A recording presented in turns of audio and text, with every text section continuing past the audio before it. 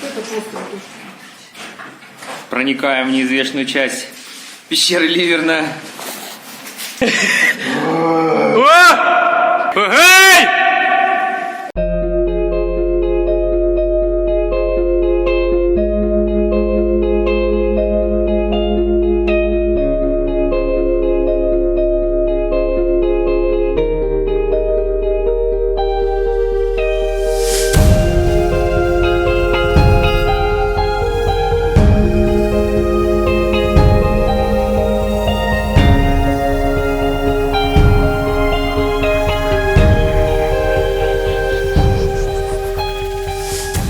Спустился сюда. Вот здесь вот колодец у нас.